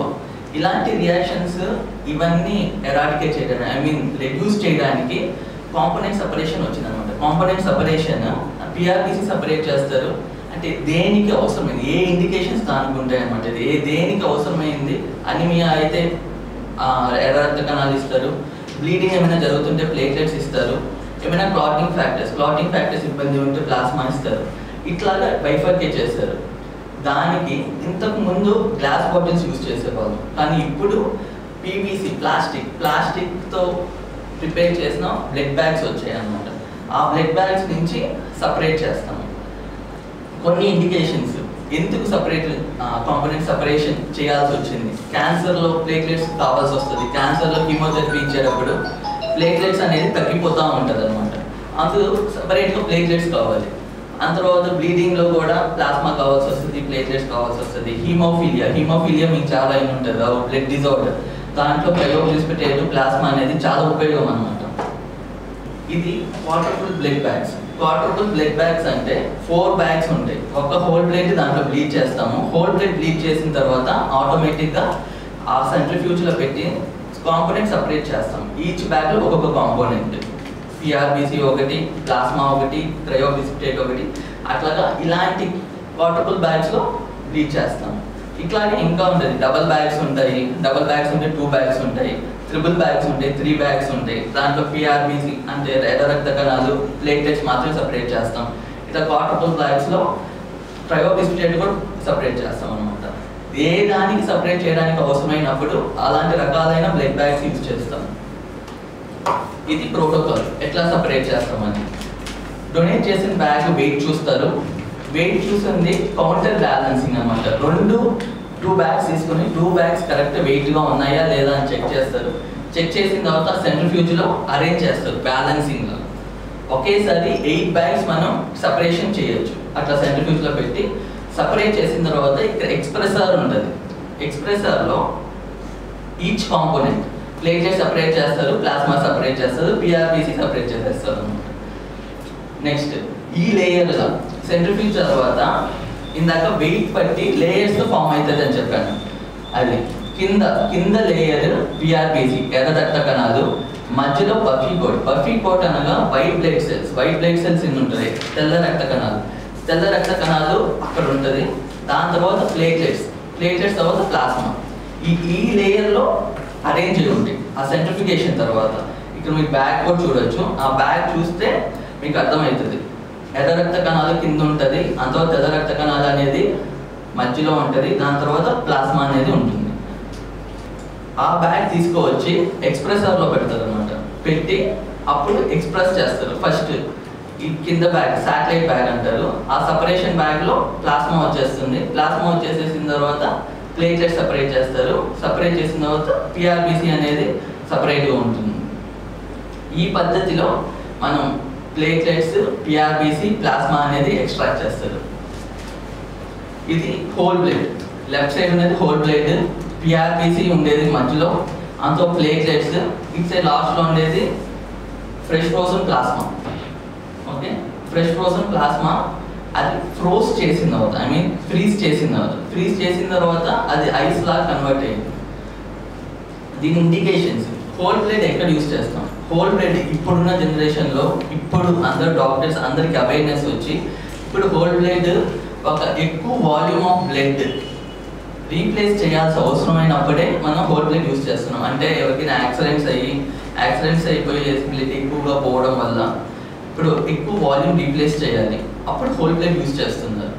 అంతే తప్ప మిగతా దాంట్లో ఎక్కడ హోల్ బ్లడ్ అనేది చాలా తక్కువ. మేజర్ సర్జరీ, పెద్ద సర్జరీస్ ఉన్నాయి, పెద్ద సర్జరీస్లో ఎక్కువ బ్లడ్ యూస్ అవుతుంది, ఎక్కువ బ్లడ్ లాస్ ఉంటుంది, అక్కడ యూజ్ చేస్తున్నారు. అంతే, మిగతా దాంట్లో అంతా హోల్ బ్లడ్ అనేది యూజ్ చేయడం లేదు. దాని నెక్స్ట్ పిఆర్బిసి అంటే ఎర్ర రక్త కణాలు. ఎర్ర రక్త కణాల మెయిన్ ఫంక్షన్ ఏంటంటే ఆక్సిజన్ క్యారింగ్ కెపాసిటీ. ఆక్సిజన్ అనేది లంగ్స్ నుంచి మిగతా ఆర్గన్స్ అంతా అది ట్రాన్స్పోర్ట్ చేస్తుంది. అలాంటి కండిషన్స్లో అంటే వాళ్ళకి ఏమి బ్లీడింగ్ ఏమి లేకుండా, ఏమి రక్తం అనేది పోకుండా ఉండి అనిమిక్గా అయితే, హీమోగ్లోబిన్ కంటెంట్ అనేది తక్కువైనప్పుడు, అంటే నార్మల్గా ఇప్పుడు 7 కన్నా తక్కువ ఉంటే ట్రాన్స్ఫ్యూషన్ అనేది ఇండికేట్ చేస్తున్నారు. 7 కన్నా తక్కువ అయినప్పుడు మాత్రమే బ్లడ్ ట్రాన్స్ఫ్యూషన్ జరగాలి. దానికోసమే క్రానిక్ అనీమియా అని అంటాం. అనీమియా స్టేజ్లోనే పిఆర్బిసి అనేది ట్రాన్స్ఫ్యూషన్ జరుగుతుంది. అందువల్ల ప్లేట్లెట్స్ ట్రాన్స్ఫ్యూషన్ ఇండికేషన్ అంటే థ్రాంబోసైటోపినియా అంటే ప్లేట్లెట్స్ తగ్గిపోవడం. ప్లేట్లెట్స్ చాలా విధాలుగా చాలా డిసీజ్లో ప్లేట్లెట్స్ అనేది తగ్గిపోతుంది. అదేంటి, కీమోథెరపీ, క్యాన్సర్ పేషెంట్స్లో కీమోథెరపీ డ్రగ్స్ తీసుకోవడం వల్ల ప్లేట్లెట్స్ అనేది తగ్గిపోతుంది. దాంట్లో ఆటోమేటిక్గా మన ప్లేట్లెట్స్ అనేది ట్రాన్స్మిషన్ జరగాలి. అంత తర్వాత ప్లేట్లెట్ ఫంక్షన్ డిఫెక్ట్స్ అంటే ప్లేట్లెట్సే దాని ఫంక్షన్ చేయనప్పుడు చాలా డిజీజ్లో అలాగా ఏర్పడుతాయి. అప్పుడు కూడా మనం ప్లేట్లెట్స్ ట్రాన్స్మిషన్ జరగాలన్నమాట. అంత ప్లాస్మా అంటే కోయాగులేషన్ డెఫిషియన్సీ అంటే క్లాటింగ్ ఫ్యాక్టర్స్. అంటే బాడీలో క్లాట్ అవ్వడానికి వీలు లేకుండా ఉన్నప్పుడు లివర్ డిసీజ్లో కూడా పీటీఐఎన్ఆర్ అంటాం. ఐఎన్ఆర్ ఇంక్రీజ్ అయినప్పుడు కూడా మనము ప్లాస్మా అనేది ట్రాన్స్మిషన్ జరుగుతుంది. ఇది leukocyte reduction of blood components. Leukocytes అంటే వైట్ బ్లడ్ సెల్స్ అన్నమాట. వైట్ బ్లడ్ సెల్స్ని మనము హోల్ బ్లడ్ నుంచి సపరేట్ చేసేస్తాం, అంటే పిఆర్బిసి నుంచి సపరేట్ చేసేస్తాం అన్నమాట. ఈ వైట్ బ్లడ్ సెల్ ఎందుకు సపరేట్ చేయాలి? ఈ వైట్ బ్లడ్ సెల్స్ అని ఎందుకు సపరేట్ చేయాలి అంటే, ఈ వైట్ బ్లడ్ సెల్స్ వల్ల ఆల్రెడీ అది ఇమ్యూన్ సెల్స్ అని మనకు తెలుసు. ఈ ఇమ్యూన్ సెల్స్ వల్ల పేషెంట్స్కి రియాక్షన్ వచ్చే ఛాన్స్ ఉంటుంది. ఆ చాలా రియాక్షన్స్ వస్తాయి అన్నమాట. ఫెబ్రల్ రియాక్షన్స్, ఫీవర్ వస్తుంటుంది, అలర్జిక్ రియాక్షన్స్ వస్తాయి, ఇవన్నీ వస్తాయి. దానికోసము ఇమ్యూనోసప్రెసివ్ పేషెంట్స్ అంటే క్యాన్సర్ పేషెంట్స్ కానీ ఇంకెవరైనా ఆల్రెడీ ఏమైనా స్టెరాయిడ్స్ వాడుతున్న పేషెంట్స్కి, వీళ్ళంతా ఇమ్యూనోసప్రెసివ్ పేషెంట్స్ అనమాట. ఇలాంటి పేషెంట్స్కి గ్లూకోసైట్ రిడ్యూస్డ్ బ్యాగ్స్ ఇస్తాం, అంటే డబ్ల్యూబీసీస్ అన్ని తీసేసి పిఆర్బిసి మాత్రమే ఇస్తాం. దీనివల్ల రియాక్షన్స్ తగ్గించే ఆస్కారం ఎక్కువ ఉంటుంది కాబట్టి ఇట్లా ఇస్తాం. దీనికి గ్లూకోసైట్ ఫిల్టర్స్ అనేవి వాడతాం. అదే ఆ పద్ధతి. ఆ ఫిల్టర్స్ కనెక్ట్ చేసేసి ఆ ఫిల్టర్స్ ద్వారా పిఆర్బిసి వెళ్ళి గ్లూకోసైడ్స్ అంటే డబ్ల్యూబీసీ అంతా తెల్ల రక్త కణాలంతా తీసేసి పిఆర్బిసి ఒకటే వస్తుంది. అది ఆ ఫిల్టర్ ల్యాబ్లోనే జరుగుతుంది. ల్యాబ్లో అంటే బ్లడ్ సెంటర్లోనే జరిగి ఇస్తారు. కొన్ని అయితే బ్లడ్ సెంటర్లో కూడా హాస్పిటల్స్లో కూడా జరుగుతాయి. కానీ ల్యాబ్ సైడ్ జరిగే గ్లూకో రిడక్షన్ అంటే గ్లూకోసైడ్ ఫిల్టర్స్తో చాలా ఎక్కువ శాతం గ్లూకోసైడ్స్ అనేది రిడ్యూస్ అవ్వడం జరుగుతుంది. ఇప్పటికీ మనం ఓల్డెన్ డేస్ నుంచి ఇప్పుడు కరెంట్ జనరేషన్కి ఎట్లా ఎవాల్వ్ అయింది బ్లడ్ ట్రాన్స్ఫ్యూషన్. ఫస్ట్ ఇంతకుముందు మనం గ్లాస్ బాటిల్స్లో యూజ్ చేసేవాళ్ళు బ్లడ్. అంత తర్వాత అప్గ్రేడ్ అయ్యాయి అనమాట. పీవీసీ బ్లడ్ బ్యాగ్స్ వచ్చాయి. పీవీసీ బ్లడ్ బ్యాగ్స్ అప్పుడు హోల్ బ్లడ్ మాత్రమే యూజ్ చేశారు. ఫస్ట్ హోల్ బ్లడ్ యూజ్ చేసిన తర్వాత కాంపోనెంట్ సపరేషన్ వచ్చింది. Platelets, PRBC, plasma. పిఆర్బిసి అది అయిపోయిన తర్వాత గ్లూకోసైడ్ ఫిల్టర్ బ్యాగ్స్ వచ్చాయి అనమాట. బ్యాగ్కే గ్లూకోసైడ్ ఫిల్టర్స్ ఉంటాయి. గ్లూకోసైడ్ ఫిల్టర్ చేసేసి పిఆర్బిసి ఇస్తారు. ఇవన్నీ ఎందుకు జరగాలి అసలు? ఎందుకు అంటే పేషెంట్ సేఫ్టీ, క్వాలిటీ కాంపోనెంట్ ఇస్తే పేషెంట్ హెల్త్, గ్రోత్ ఇవన్నీ సఫిషియెంట్గా ఉంటాయి అనే పద్ధతి ఇవంతా ఎవాల్వ్ అయ్యింది. స్టోరేజ్ లైఫ్ స్పాన్ అంటే ఎక్కడ స్టోర్ చేస్తారు, దానికి ఎక్స్పైరీ డేట్ ఏంటి. రెడ్ బ్లడ్ సెల్స్ అంటే ఎర్ర రక్త కణాలకి ఎక్కడ స్టోర్ చేస్తారు, 2 to 6 degrees సెంటీగ్రేడ్ ఫ్రీజర్స్లో స్టోర్ చేయాలి. దాని ఎక్స్పైరీ 35 days అనమాట. 35 days ఎక్స్పైరీ. ఇంకోటి అడిటివ్ సొల్యూషన్ అని ఉంటుంది. అడిటివ్ సొల్యూషన్ అంటే ఎనర్జీ వస్తుంది అనమాట సెల్స్కి. అలాంటి ఒక సొల్యూషన్ మనము దాంట్లో యాడ్ చేస్తాం. ఆ యాడ్ చేసిన సొల్యూషన్ వల్ల ఇంకో 7 days అనేది ఇంక్రీజ్ అవుతుంది. అలా యాడ్ చేసిన సొల్యూషన్కి 42 days ఉంటుంది అనమాట. అంత ప్లాస్మాకి -30 degrees సెంటిగ్రేడ్లో స్టోర్ చేస్తారు డీప్ ఫ్రీజర్స్లో. అది 1 year ఎక్స్పైరీ. ఆ తర్వాత ప్లేట్లెట్స్కి 22 degrees సెంటిగ్రేడ్లో స్టోర్ చేస్తారు అనమాట. ఇంక్యుబేటర్స్ ఉంటాయి రూమ్ టెంపరేచర్లోనే, దానికి ఫ్రీజర్స్ అవసరం లేదు. రూమ్ టెంపరేచర్ అంటే 22 degrees centigrade to 24 degrees centigrade. ఈ టెంపరేచర్లో ప్లేట్లెట్స్ అనేది స్టోర్ చేస్తారు. అది ఎజిటేషన్స్తో ఉండాలి. అది సపరేట్ ఇంక్యుబేటర్స్ అనమాట. దాంట్లో స్టోర్ చేస్తారు. దాని ఎక్స్పైరీ వచ్చి ఓన్లీ 5 days. క్రయోప్రిసిపిటేట్ కూడా -30 degrees సెంటిగ్రేడ్లో ఉంటుంది. 30 degrees సెంటిగ్రేడ్ 1 year ఎక్స్పైరీ. వీటి అన్నిటికీ ఇక్కడ ఆర్బీసీ సెల్స్ ఉన్నాయి, రెడ్ బ్లడ్ సెల్స్. దానికి గ్రూప్ స్పెసిఫిక్ డోనరే ఇవ్వాలి. అంటే ఇప్పుడు ఏ పాజిటివ్ అంటే ఏ బ్లడ్ గ్రూప్ అంటే ఏ ఇవ్వాలి అనమాట. దానికి ఇంకోటి తీసుకొని ఇంకోటి ఇవ్వడానికి కుదరదు. ప్లేట్లెట్స్ కూడా జస్ట్ ప్లేట్లెట్స్ 2 రకాలు ఉంటుంది. జస్ట్ ప్లేట్లెట్స్ మాత్రమే, అంటే ర్యాండమ్ డోనర్ ప్లేట్లెట్స్ అని ఉంటుంది, సింగిల్ డోనర్ ప్లేట్లెట్స్ అని ఉంటాయి. ర్యాండమ్ డోనర్ ప్లేట్లెట్స్ అంటే ఒక్క డోనర్ నుంచి మనం సపరేట్ చేసి ఇస్తే ప్లేట్లెట్స్ అది ఎవరికైనా ఇవ్వచ్చు, ఏ గ్రూప్కైనా ఇవ్వచ్చు అనమాట. దానివల్ల ప్రాబ్లం ఏముండదు. కానీ పీడియాట్రిక్స్కి చిన్న ఇన్ఫాంట్స్కి ఇచ్చేటప్పుడు మాత్రం గ్రూప్ స్పెసిఫిక్, ఏ గ్రూప్ అయితే అదే ఇవ్వాలి. ప్లాస్మా ఖచ్చితంగా గ్రూప్ స్పెసిఫిక్కే ఇవ్వాలన్నమాట. బ్లడ్ టెస్టింగ్, మనం బ్లడ్ టెస్టింగ్ గురించి మాట్లాడదాం. అసలు బ్లడ్ కాంపోనెంట్స్ ఎందుకు టెస్ట్ చేయాలి? ఎందుకంటే బ్లడ్ నుంచి కొన్ని వైరసెస్, బ్యాక్టీరియా అనేది ట్రాన్స్ఫర్ అవుతుంది. ట్రాన్స్ఫర్ అయినప్పుడు వాళ్ళకున్న ఇన్ఫెక్షన్స్ అన్ని రెసిపియంట్ అంటే పేషెంట్ కూడా వచ్చే ఛాన్స్ ఉంటుంది. అందుకని మ్యాండేటరీగా టెస్టింగ్ జరగాలి. 1960s అసలు టెస్టింగే జరిగేది కాదు. అప్పుడు ఫస్ట్ హెచ్ఐవి అనేది ట్రాన్స్ఫ్యూషన్ జరిగింది, హెపటైటిస్ హెచ్ఐవి అనేది ట్రాన్స్ఫ్యూషన్ జరిగింది పేషెంట్కి. అప్పటి నుంచి టెస్టింగ్ అనేది మొదలు పెట్టారు. ఇలాంటి వైరస్ ఇలాంటి బ్యాక్టీరియల్ ఇన్ఫెక్షన్స్ అన్ని బ్లడ్ నుంచి ట్రాన్స్ఫర్ అవుతుంది. అంటే వైరల్ వచ్చేసేసి ఏమేమి వైరసెస్ అన్ని ట్రాన్స్ఫర్ అవుతుంది అంటే hepatitis B, HIV, hepatitis C, hepatitis A, అంటే సిఎంఈ అంటే సైటోమెగలో వైరస్. ఇలాంటి వైరసెస్ అన్ని, హ్యూమన్ ప్యాప్లోమా వైరస్, ఇవన్నీ బ్లడ్ నుంచి ట్రాన్స్ఫర్ అయ్యే చాలా ఛాన్సెస్ ఉంటుంది. బ్యాక్టీరియల్ ఇన్ఫెక్షన్ వచ్చి సిఫిలిస్ అంటే సెక్షువల్లీ ట్రాన్స్మిటెడ్ డిసీజ్. అంటే డోనర్ బ్యాక్టీరియం అంటే ఇన్ఫెక్షన్స్ ఎక్కువ ఉండడం, పారాసైట్స్, మలేరియా, ఇవన్నీ బ్లడ్ నుంచి ట్రాన్స్ఫర్ అయ్యే ఛాన్స్ ఉంటుంది అన్నమాట.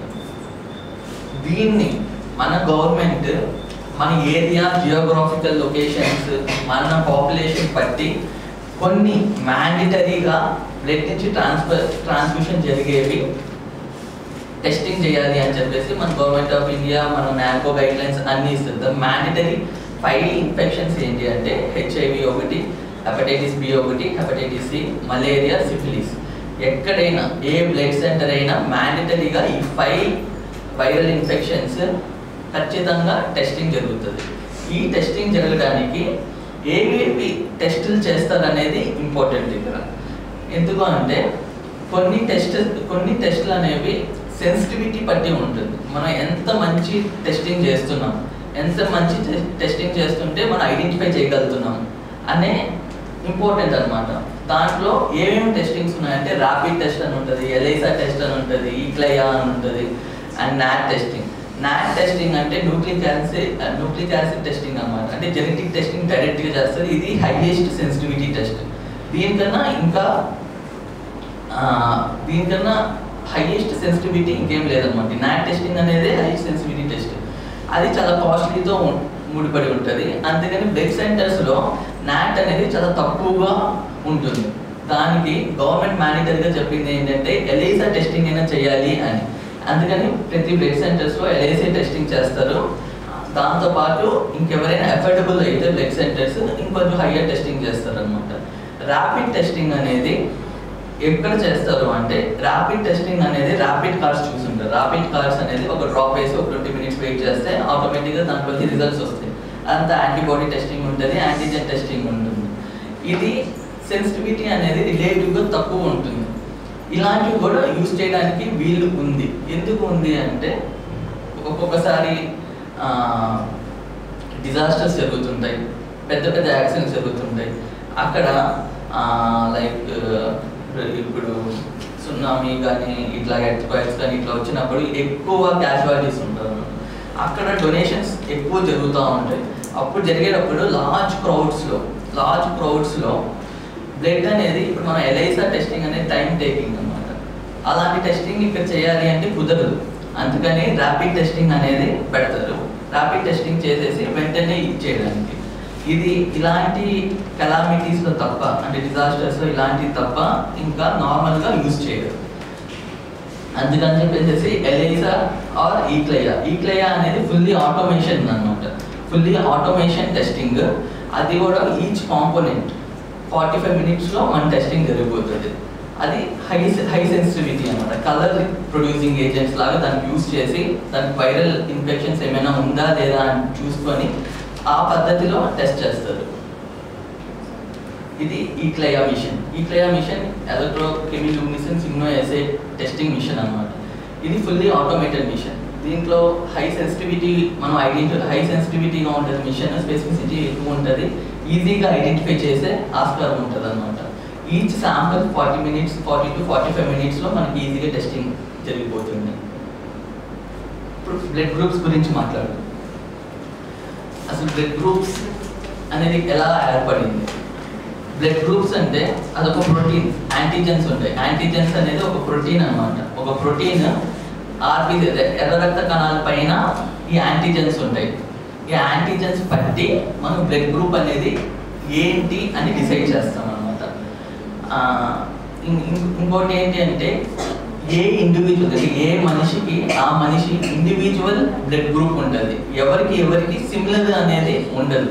ఆ జెనెటిక్ జీన్స్ అట్లా ఇండివిజువల్గా ఉంటుంది కాబట్టి ఏ డోనర్ ఆ డోనర్కి ఇండివిజువల్ బ్లడ్ గ్రూప్ అనేది ఏర్పడుతుంది.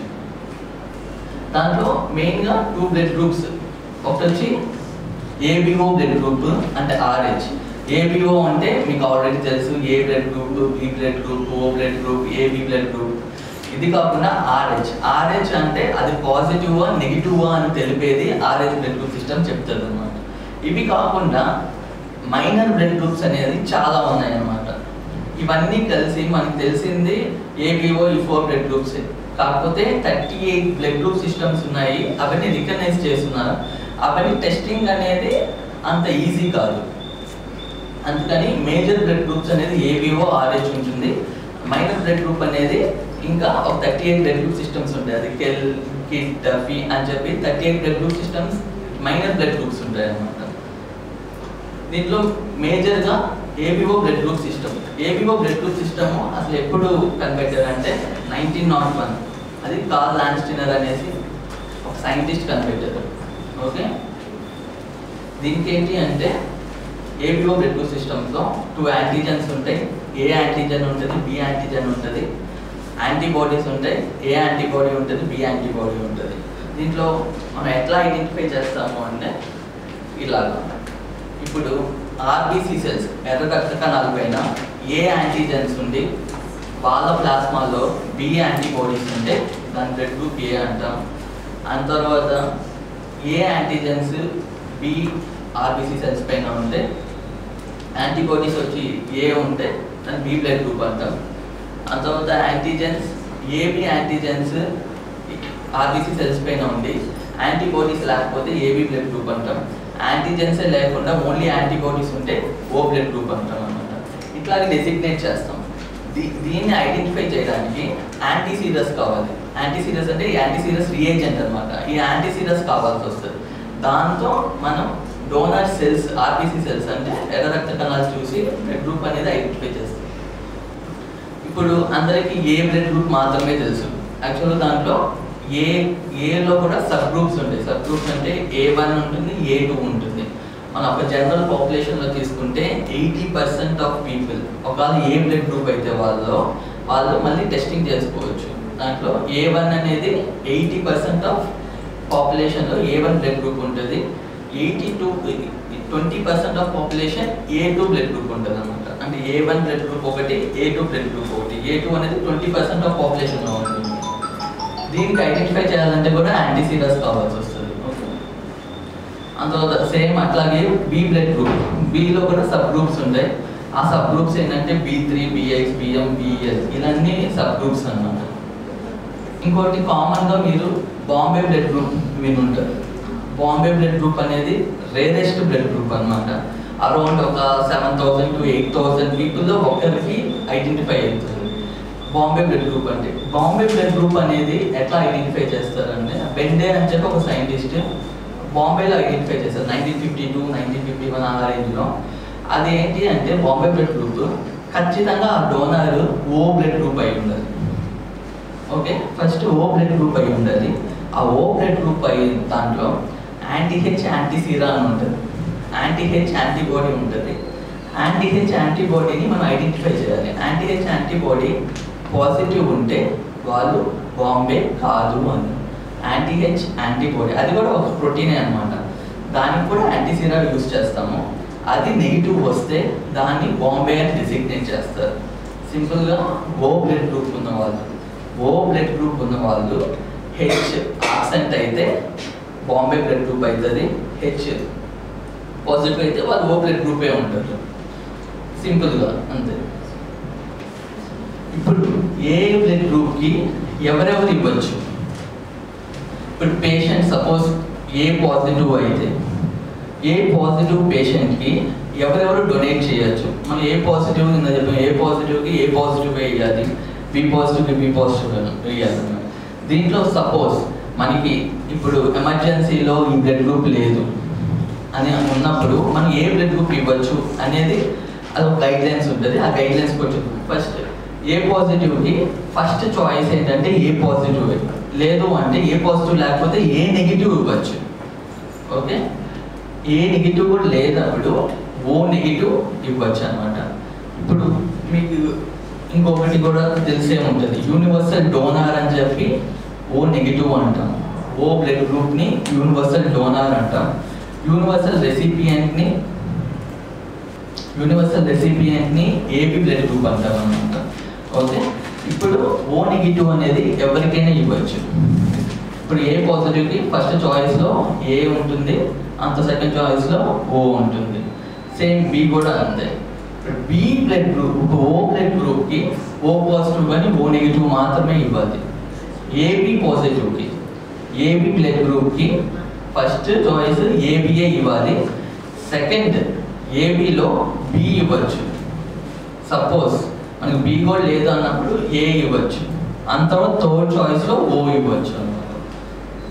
ఇంకా నెగిటివ్ గ్రూప్స్కి ఖచ్చితంగా ఏ నెగిటివ్ అంటే ఆ ఏ నెగిటివే ఇవ్వాలి, లేదంటే O నెగిటివ్ ఇవ్వచ్చు. ఏ నెగిటివ్ అంటే నెగిటివ్ బ్లడ్ గ్రూపే ఇవ్వాలన్నమాట.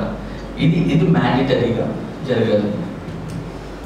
ఓకే, ఇప్పుడు ఇక్కడ ఒక చిన్న మనం అందరూ తెలుసుకోవాల్సింది ఏంటి అంటే, పాజిటివ్ కింద చెప్పాను నెగిటివ్ గ్రూప్కి నెగిటివ్ గ్రూపే ఇవ్వాలి అని చెప్పాను. కాకపోతే ఒక చిన్న లాజిక్ ఇక్కడ ఉంటుంది మనది. నెగిటివ్ గ్రూప్కి పాజిటివ్ కూడా ఇవ్వచ్చు అన్నమాట. అసలు నెగిటివ్ గ్రూప్కి పాజిటివ్ అసలు ఎలా ఇవ్వగలుగుతాం? నార్మల్గా అయితే ఇవ్వకూడదు. ఎందుకు ఇవ్వకూడదు అంటే నెగిటివ్ గ్రూప్ వాళ్ళు పాజిటివ్ యాంటీబాడీస్ అనేది డెవలప్ చేసుకుంటారు అన్నమాట. అట్లా డెవలప్ చేసుకున్నప్పుడు మన ఎర్ర రక్త కణాలను అంతా లైసెస్ చేసేస్తుంది, విరగొట్టేస్తుంది అనమాట. అందుకని చెప్పి మనం అట్లా ఇవ్వకూడదు. కాకపోతే కొన్ని సిచ్యువేషన్స్లో కొన్ని కండిషన్స్లో మనం పాజిటివ్ బ్లడ్ని నెగిటివ్ కూడా ఇవ్వచ్చు. అది ఏంటంటే దానికి కొన్ని కండిషన్స్ ఉంటాయి. ఆ కండిషన్స్ ఏంటి అంటే elder females, elder age people, old పీపుల్కి.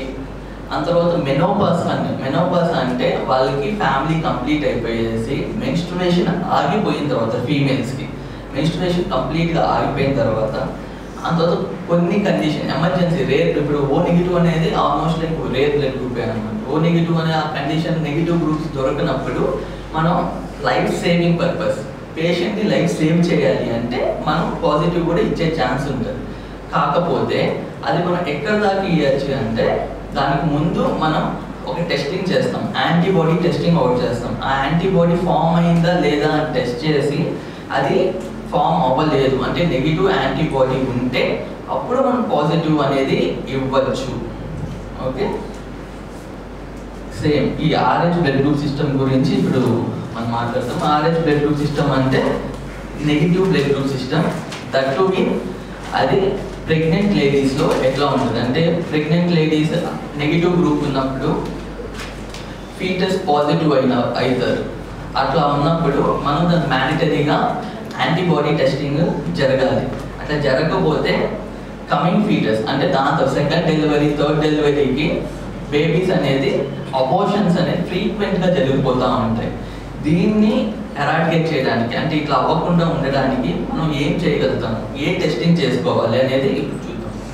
నార్మల్గా ప్రెగ్నెంట్ లేడీ ఫీమేల్కి నెగిటివ్ గ్రూప్ అయ్యి హస్బెండ్ పాజిటివ్ గ్రూప్ అయితే ఇక్కడ 50-50 ఛాన్స్ ఉంటుంది. అంటే పేరెంట్స్ నుంచి బేబీకి జీన్స్ అనేది ట్రాన్స్ఫర్ అవుతుంది. దాంట్లో మదర్ నుంచి ఫాదర్ నుంచి 50-50% ఆఫ్ జీన్స్ అనేది బేబీకి వెళ్తుంది. ఇప్పుడు ఫాదర్ పాజిటివ్ అయ్యి మదర్ నెగిటివ్ అయితే 50% ఛాన్స్ నెగిటివ్ అయ్యే ఛాన్స్ ఉంటుంది, 50% ఛాన్స్ పాజిటివ్ అయ్యే ఛాన్స్ ఉంటుంది. సపోజ్ ఇప్పుడు బేబీ పాజిటివ్ అయ్యింది అనుకుందాం. పాజిటివ్ అయినప్పుడు మదర్లో నెగిటివ్ అనమాట. మీరు అదే చూడొచ్చు. పాజిటివ్ బ్లడ్ గ్రూప్ అంటే పాజిటివ్ బ్లడ్ని నెగిటివ్ వాళ్ళకి మీరు ఆల్మోస్ట్ ట్రాన్స్మిషన్ జరిగినట్టే ఇక్కడ. ఎందుకు అంటే పాజిటివ్ బేబీ మదర్లో ఉండగా యాంటీబాడీస్ అనేది మదర్ డెవలప్ చేసుకుంటుంది పాజిటివ్కి. అప్పుడు యాంటీబాడీస్ డెవలప్ అయినప్పుడు డెలివరీ టైంలో ఫస్ట్ బేబీ సేఫ్ అయిపోతుంది అనమాట. ఎట్లాగా డెలివరీ టైంలో రప్చర్ అవుతుంది. డెలివరీ టైంలో ఇప్పుడు రప్చర్ అయినప్పుడు బేబీ సర్క్యులేషన్లో ఉన్న బ్లడ్ కాస్త మదర్ సర్క్యులేషన్లోకి వెళ్ళిపోయి పాజిటివ్ సెల్స్కి యాంటీబాడీ డెవలప్ అవుతుంది అనమాట. ఇప్పుడు అందుకని చెప్పేసి ఫస్ట్ బేబీ సేఫ్ అవుతుంది. ఇప్పుడు యాంటీబాడీస్ ఒక సెకండ్ ప్రెగ్నెన్సీకి టైం ఉంటుంది కదా, టైం ఒక 1 year అట్ టైం ఉంటుంది. ఈ టైం డ్యూరేషన్లో యాంటీబాడీస్ స్ట్రెంగ్త్ని ఇంక్రీజ్ చేసుకుంటుంది మదర్. అంటే ఎక్కువ యాంటీబాడీస్ ఫామ్ అయిపోయేసి సెకండ్ ప్రెగ్నెన్సీ వస్తుంది. సెకండ్ ప్రెగ్నెన్సీ వచ్చినప్పుడు మళ్ళీ ద సేమ్ అట్లాగే మళ్ళీ ఫీటస్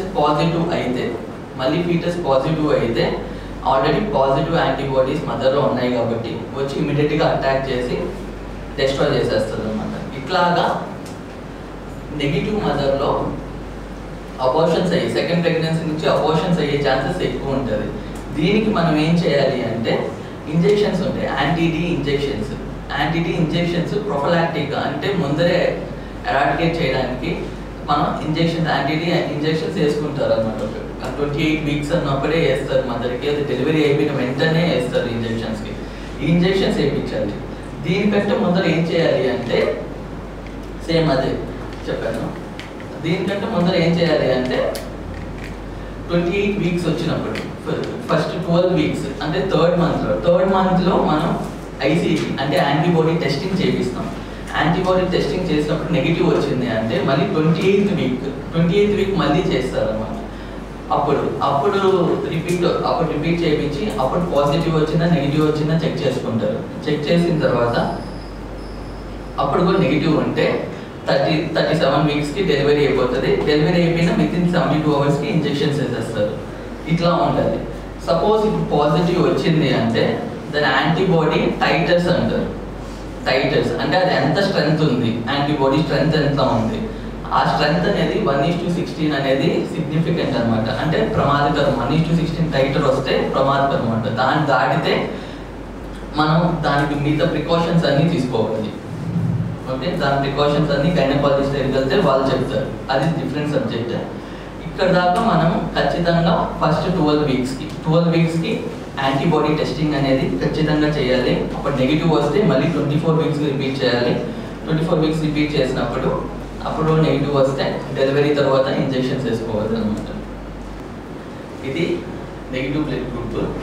ఇప్పుడు బేబీలో ఉన్న పాజిటివ్ సెల్స్ మదర్కి ఎట్లా వెళ్తుంది, అసలు ఎట్లా? నార్మల్గా బేబీ సర్క్యులేషన్ వేరే, మదర్ సర్క్యులేషన్ వేరే. ఇక్కడ మీట్ అవడానికి ఆస్కారమే ఉంటుంది. కాకపోతే ఎట్లాగా వెళ్తుంది అంటే ఇప్పుడు డెలివరీ అప్పుడు ప్లాసెంటా రిమూవ్ చేస్తారు అనమాట. అప్పుడు బ్లీడింగ్ జరుగుతుంది, అప్పుడు ట్రాన్స్ఫర్ అయ్యే ఛాన్సెస్ ఉంటుంది. కొన్ని అబార్షన్స్ జరుగుతుంటాయి, కొంతమంది దెబ్బలు తగులుతూ ఉంటుంది. అట్లా ఉన్నప్పుడు బేబీ బ్లడ్ అనేది మదర్కి అనేది ట్రాన్స్ఫర్ జరుగుతుంటుంది. ఓకే, ఎఫ్ఆర్ఎసిస్ అని చెప్పాను, లేటెస్ట్ టెక్నాలజీ. ఈ లేటెస్ట్ టెక్నాలజీ ఎందువల్ల అంటే పేషెంట్ సేఫ్టీ కోసం అనమాట. పేషెంట్ సేఫ్టీ అండ్ ప్లేట్లెట్స్ చెప్పాను, ప్లేట్లెట్స్, పిఆర్బిస్ అనే రెడ్ బ్లడ్ సెల్స్, ప్లాస్మా, ఇవంతా ఇండివిజువల్గా సపరేట్ చేయొచ్చు. ఎఫ్ఆర్ఎసిస్ అనే డెఫినేషనే ఏంటి అంటే మనకి ఏ కాంపోనెంట్ అంటే ఏ విభాగమైన కాంపోనెంట్ కావాలి అంటే, ఇప్పుడు ప్లేట్లెట్స్ కావాలి అంటే ప్లేట్లెట్స్ మాత్రమే మనం సపరేట్ చేసేసి మిగతా అంతా అంటే ఎర్ర రక్త కణాలు, తెల్ల రక్త కణాలు, ప్లాస్మా, మిగతా అంతా డోనర్కి పంపించేయచ్చు. ఒక మిషన్ ఉంటుంది, ఆ మిషన్ని డోనర్కి కనెక్ట్ చేస్తాము. కనెక్ట్ చేసి ఇప్పుడు సింగిల్ డోనర్ ప్లేట్లెట్స్ అంటే ప్లేట్లెట్స్ మాత్రమే ఎక్స్ట్రాక్ట్ చేస్తారు, మిగతా బ్లడ్ అంతా మళ్ళీ డోనర్కి వెళ్ళిపోతుంది అనమాట. అందుకని ఇది సేఫెస్ట్. ఎందుకంటే మనం ప్లేట్లెట్స్ మాత్రమే తీసుకుంటాం, మిగతా కాంపోనెంట్ అంతా ఏం తీసుకోము కాబట్టి డోనర్కి ఎలాంటి ఇబ్బంది ఉండదు, హానికరం ఉండదు. ఓకే, అలాంటి ప్రొసీజర్స్, అడ్వాన్స్డ్ ప్రొసీజర్స్ కొన్ని వచ్చాయి. దాంట్లో సింగిల్ డోనర్ ప్లేట్లెట్స్ ఒకటి. ప్లాస్మాఫెరెసిస్ అంటే ప్లాస్మా మాత్రమే తీస్తారు. లూకోఫెరెసిస్ అంటే ఓన్లీ డబ్ల్యూబీసీ అంటే తెల్ల రక్త కణాలు మాత్రమే తీస్తారు. ఇది single donor platelets. Single donor platelets అట్లా మిషన్ కనెక్ట్ చేస్తారు. అది స్పెక్ట్రో ఆప్షన్ మిషన్. ఆ మిషన్ అట్లా కనెక్ట్ చేసి డోనర్కి వాలంటరీ డోనర్ కనెక్ట్ చేసి ఓన్లీ ప్లేట్లెట్స్ మాత్రమే, కొంచెం అమౌంట్ ఆఫ్ బ్లడ్ మిషన్లోకి వెళ్తుంది. మిషన్లో సెంట్రిఫ్యూజ్ ఉంటుంది, దాంట్లో సపరేట్ చేసి ప్లేట్లెట్స్ మాత్రమే తీసుకొని మిగతా రక్తం అంతా మళ్ళీ డోనర్కి పంపించేస్తారు. ఇది దీంట్లో ఒక యూనిట్ ఆఫ్ సింగిల్ డోనర్ ప్లేట్లెట్స్కి 30,000 to 50,000 of platelet count increase అవుతుంది. అదే ఒక ఆర్టీపీ అయితే, ఆర్టీపీ అంటే ఒక హోల్ బ్లడ్ నుంచి మనం ఒక ప్లేట్లెట్ సపరేట్ చేస్తే 5,000 to 7,000 మాత్రమే ఉంటుంది. అందుకని ఇవి ఈల్డ్ ఎక్కువ ఉంటుంది, ప్లేట్లెట్ కౌంట్ ఇంక్రీజ్ ఎక్కువ చేస్తుంది. ఇలాంటిది క్యాన్సర్ పేషెంట్స్లో, ఇమ్యూనోసప్రెసివ్ పేషెంట్స్లో, ప్లేట్లెట్ తక్కువ ఉన్న దాంట్లో ఇలాంటి ప్లేట్లెట్స్ అనేది ట్రాన్స్ఫ్యూషన్ జరుగుతుంది అనమాట. ఇది కాస్ట్లీ ప్రొసీజర్ కూడా. ఓకే, అంత ప్లాస్మాఫెరెసిస్ కూడా చెప్పినది సేమ్. అలాగే ప్లాస్మా ఒక్కటే సపరేట్ చేస్తారు. ప్లాస్మా ఒకటే సపరేట్ చేసేసి మిగతా కాంపోనెంట్ అంతా పంపించేస్తారు అనమాట. అదొకటి. ప్లాస్మా ఎక్స్చేంజ్ అని ఒకటి ఉంటుంది. ఇది ప్లాస్మా ఎక్స్చేంజ్ ఎవరికైనా డిజీజ్ ఉంటుంది. డిజీజ్ అంటే ఆటో ఇమ్యూన్ డిజార్డర్ ఉంటుంది, అంటే antibody blood disorders, antibody related disorders, అట్లా మళ్ళీ ఇంకా పాయిజన్ కేసెస్, ఓపీ పాయిజన్ ఉంటుంది, OP poison, rat killer poison, ఇలాంటి కిడ్నీ లివర్ ఫెయిల్యూర్, ఇలాంటి కండిషన్స్లో అంతా ప్లాస్మా ఎక్స్చేంజ్ చేస్తారు. ప్లాస్మా ఎక్స్చేంజ్ అంటే ఇలాంటి మిషన్కి పేషెంట్ కనెక్ట్ చేసి ప్లాస్మాని అంతా, బాడీలో ఉన్న ప్లాస్మా, టాక్సిక్ ప్లాస్మా అంతా రిమూవ్ చేసేసి ఫ్రెష్ ప్లాస్మా, మా దగ్గర ఉన్న ఫ్రెష్ ప్లాస్మాని సైమల్టేనియస్గా పేషెంట్కి ఎక్కిస్తారు అనమాట. అట్లా ఎక్కించడం వల్ల పేషెంట్ అనేది సర్వైవ్ అవుతారు. ఇది లేటెస్ట్ టెక్నాలజీ. ఇదంతా లేటెస్ట్ టెక్నాలజీ. ఇది ప్లాస్మాఫెరెసిస్, ప్లాస్మా ఎక్స్చేంజ్ అంటాం.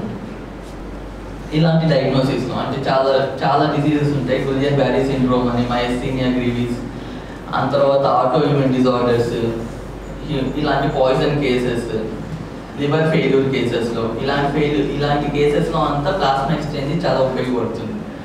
ఓకే, ఆ తర్వాత లూకోఫెరెసిస్ అంటే డబ్ల్యూబీసీ, వైట్ తెల్ల రక్త కణాలు అన్నాను కదా.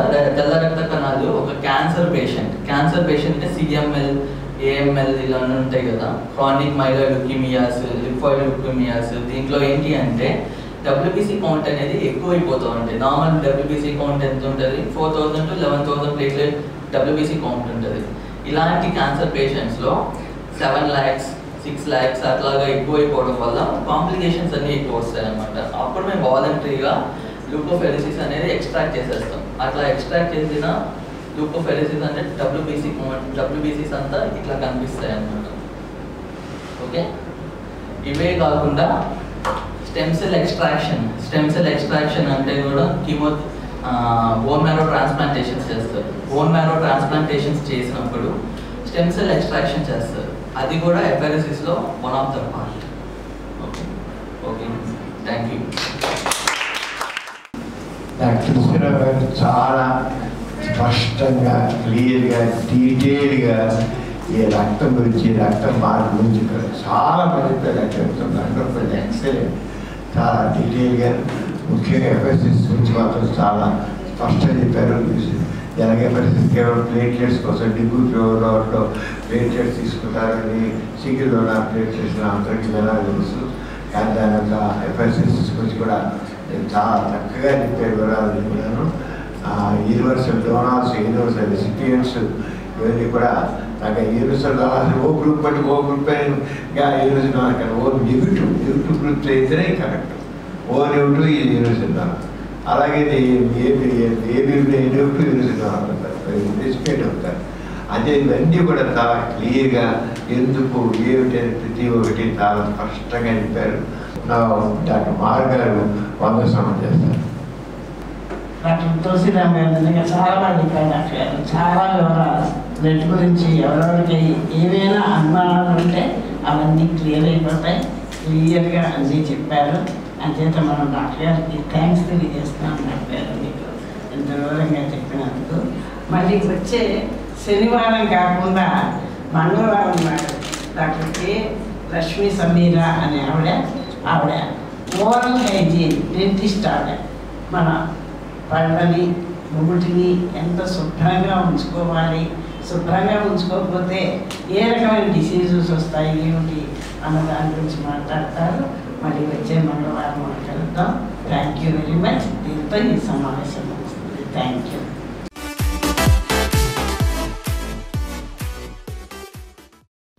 ఈ కార్యక్రమం మీకు ఎంతో నచ్చింది కదా. ఇటువంటి మరిన్ని వీడియోల కోసం అనతి కాలంలోనే 20 కోట్ల వ్యూస్ కు చేరువలో ఉన్న డాక్టర్ సమరం మల్టీ ఛానల్ నెట్వర్క్ సమర్పించు గోరా ఆరోగ్యం ఛానల్ కు సబ్స్క్రైబ్ చేయండి, లైక్ చేయండి, మీ ఫ్రెండ్స్ కి షేర్ చేయండి. అలాగే ప్రక్కనున్న గంట సింబల్ ని ప్రెస్ చేయడం మర్చిపోకండి. Please download Samaram multi-channel app and watch your favorite channels from your mobile. App available on Google Play Store and subscribe to the channels.